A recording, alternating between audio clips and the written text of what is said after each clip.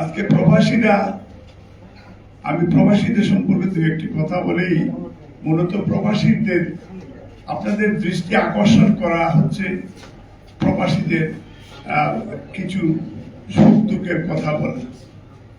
বাংলাদেশের প্রথম প্রেসিডেন্টের আগে স্বাধীনতা যুদ্ধে যিনি ঘোষণা দিলেন শহীদ রাষ্ট্রপতি জিয়াউর রহমান, আমরা ওনার আত্মার মাগফিরাত কামনা করছি। দেশনেত্রী বেগম খালেদা জিয়া মুক্তির আন্দোলনে, বাংলাদেশের গণতান্ত্রিক আন্দোলনে এবং স্বাধীনতা সংগ্রাম এবং মুক্তিযুদ্ধের আন্দোলনে প্রবাসীরা সেই রেমিটেন্স যোদ্ধারা দেশের জন্য, কারণ দেশের সুখে আমরা আনন্দিত হই, দেশের দুঃখে আমরা কাঁদি।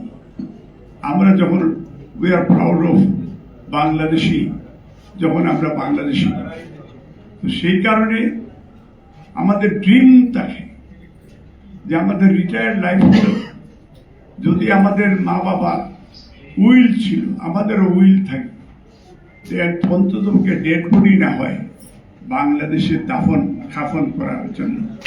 সেই বাংলাদেশের প্রতি যে ভালোবাসা, এটা মরার পরেও তাতে আমার ডেড বডিটা বাংলাদেশে থাকে, এটা প্রত্যেকটা প্রবাসীদের একটা প্রত্যাশা। প্রবাসীরা ঘর বাড়ি জমি কিনে বাড়িতে থাকে না। প্রবাসীদেরকে বলেন আপনারা রেমিটেন্স যোদ্ধা।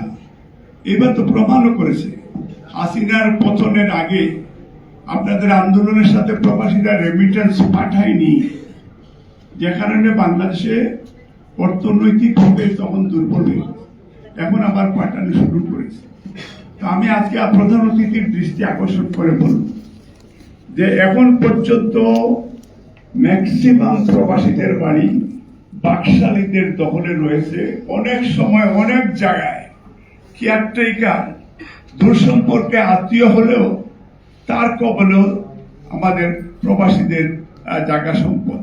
এইটা এখন অনেককে বলেছিলাম, বলেন আপনারা কোর্টের আশ্রয় নেন।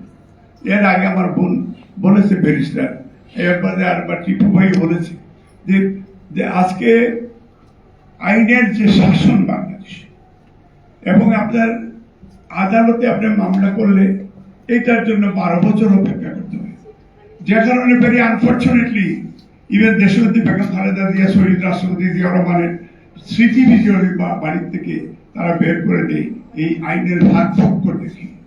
12 বছর কে অপেক্ষা করবে? কোন লন্ডনী, কোন আমেরিকান, কোন ইউরোপিয়ান তার সন্তান এখানে আসবে, 12 বছর মামলা করবে? এর চেয়ে অনেকেই ভোগ ছেড়ে দিয়ে ইভেন সিলেটেও এই যে আপনার বাকশালী এই আরেকটা রঞ্জিত বাহিনী, সেটা কি বিনা ভোটের 2 পয়সার এমপি ছিল, 2 পয়সার মেয়র, 2 পয়সার সাবেক হাসিনা। এই ইভেন আমার দক্ষিণ সুরমায় এমপি আমার বাড়ি পুড়িয়ে দিয়েছে, আমার বাড়ি থেকে 182 ট্রাক মাটি উঠিয়ে নিয়ে বিক্রি করেছে, টয়লেটের কমোড পর্যন্ত উঠে নিয়ে গেছে। এইভাবে জুলুম করেছে। কেন প্রবাসীদের উপরে জুলুম? এবং প্রবাসীরা রেমিটেন্স যোদ্ধা। এই জন্য আমি আমার বক্তব্য দীর্ঘায়িত না করে আমাদের ফরিয়াদ প্রবাসীদের ভোটাধিকার দিতে হবে।